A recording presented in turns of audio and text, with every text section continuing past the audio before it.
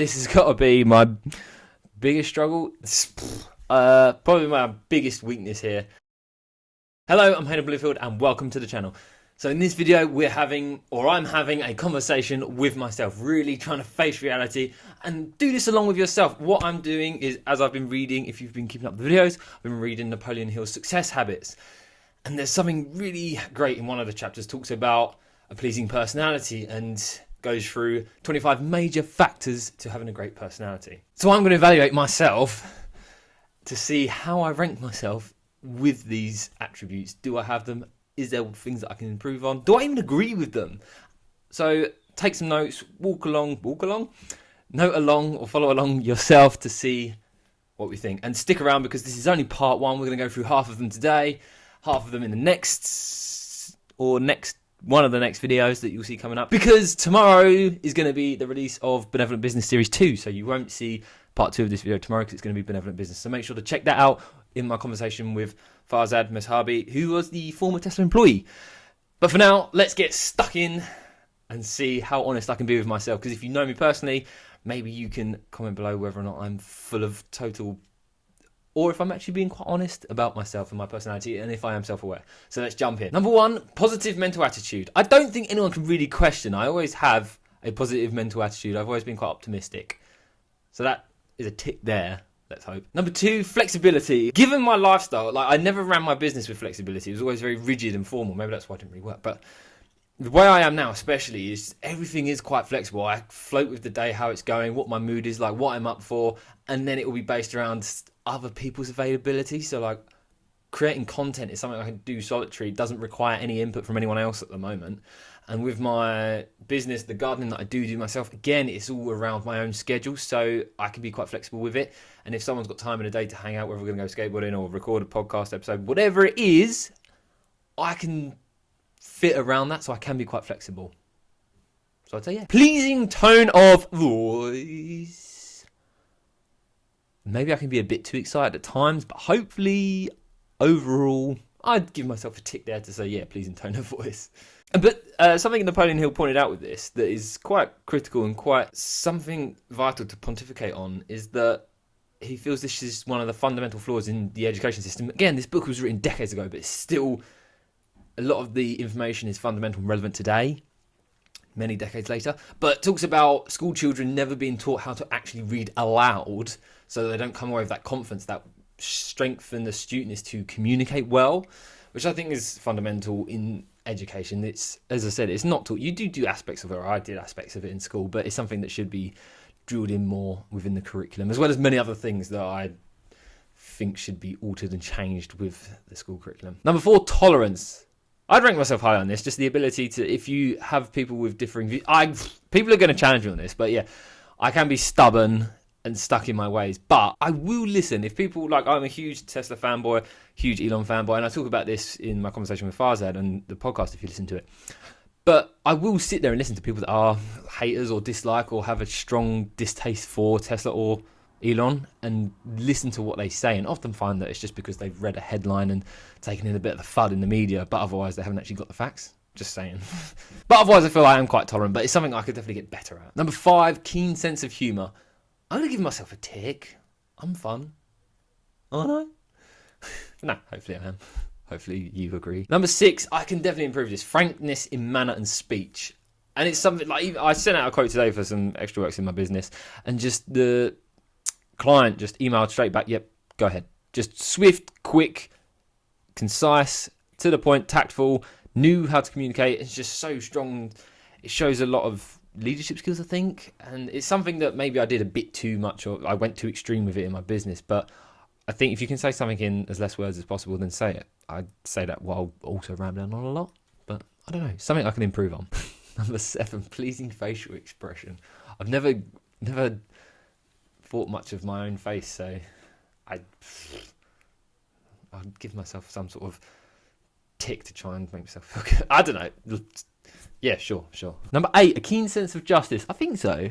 I think everyone would consider themselves to have a keen sense of justice, to be like, I know what's right, I know what's wrong. When it comes to situations, whether it's wars, disagreements, arguments, in the moment, I may still have emotions taking over control at points, depending on what the situation is, but I always try and think, with empathy, with compassion, and try and ensure that however many members of the party, that their opinions, thoughts, and emotions are taken into consideration to see that we get some sort of winning situation for all.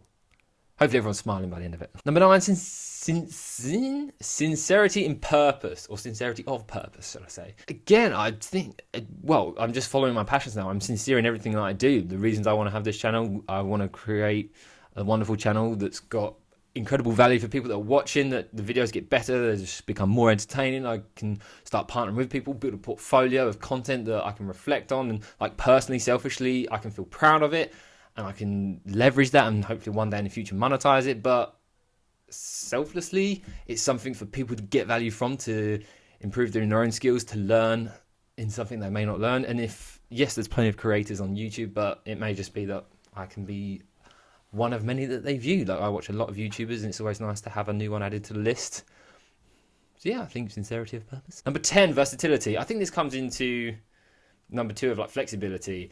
So you've got to be able to be flexible, but also versatile in the sense of, just because you can move around to different things doesn't necessarily mean that your mind can work with it. And I think I'm quite versatile in terms of, I can go from, like in days I'll have mornings where I'm out messing around skating, and that's a very different environment to then coming back in the afternoon, flicking a switch, and then being on a podcast, recording that conversation, or having some sort of business meeting, or going quoting for something. So I can flip it around and change it, and I can go and quote on my way to like going to skate. So it's something that I can be quite versatile in what I need to be doing appropriate for that situation. I'll give myself a tick for that one as well. Number 11, probably my biggest weakness here, tactfulness in speech and manner. And this is something that I've taken to extremes in trying to be tactful, but I can backfire.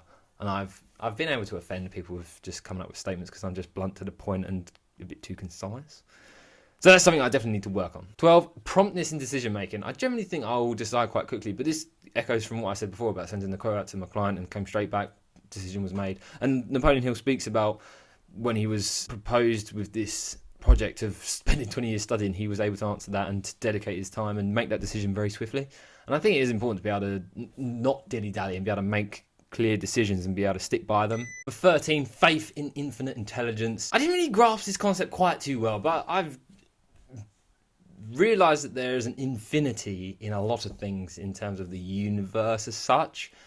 And I realised that as a species, we have uncovered such little things around us in terms of the deepest oceans, in terms of the universe, in terms of understanding the different galaxies, the quantity of stars, and all manner of different subjects. And I think even just in human psychology and understanding each other, we've the brain, just the fact that this organ within us is responsible for so many things around our emotions, our minds, our body, how we do what we do, and how healthy we can be. We have a lot to learn about it. So I am open and have faith in the fact that there is infinite intelligence. I think we can access things, and there is an energy bigger than us that we can access. But I have a lot of studying to do on that, so I need to improve in this. 14, appropriate vocabulary. Appropriate vocabulary. So I guess this is an ability to read the room as such, but it's just knowing, like having that versatility to go from situation to situation, but knowing what to say, how to say, and the things that need to be said in the appropriate way so that you're not inappropriate. I keep saying appropriate, but knowing that when you can be laid back, more casual, and have profanities in what you're saying, or more colloquial language, whereas that won't be suited. If you're out skating with your mates, it doesn't matter. If you're making content around what you want to create content around, it doesn't matter. But if you're in a business meeting where you've got to be formally dressed, or at a wedding, you can't really burst out with those kinds of remarks. You need to be more formal. I definitely say I'd got the ability to have appropriate vocabulary. Can't even say it. How can I consider myself to have appropriate vocabulary? But I think I generally just keep a fairly appropriate vocabulary and don't. I don't know. It can be a bit inappropriate at times. Number 15 is this is the last point we'll discuss in this video in part 1, but this has got to be my biggest struggle: controlled enthusiasm. I love the fact that it's the last one in this video, but yeah, controlled enthusiasm. And it was the last one in the chapter. Controlled enthusiasm, and I do get carried away, I do get excited, and if I am into something, I will run headfirst at it. But I don't know if it's something I want to really like tone down on. I enjoy being so enthusiastic about things, but who knows? I can be a bit unexcited. I don't know.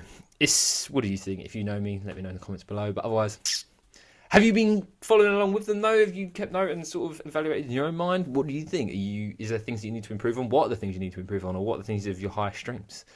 Do you have a pleasing personality based on the first 15 we've discussed? We'll find out the other 10 in the next video. Not the next video, one of the next videos. But otherwise, in the next video, you'll see my conversation with Farzad in Benevolent Business. So make sure to tune in for that. And if you haven't already, like the video if you've enjoyed it. And of course, subscribe to the channel to make sure you can see all of the new episodes, all the new videos as they come out. And of course, the Benevolent Business series that will be coming out. And if you don't want to listen to it on YouTube, make sure to check it out on Spotify and Apple Podcasts. Until the next one.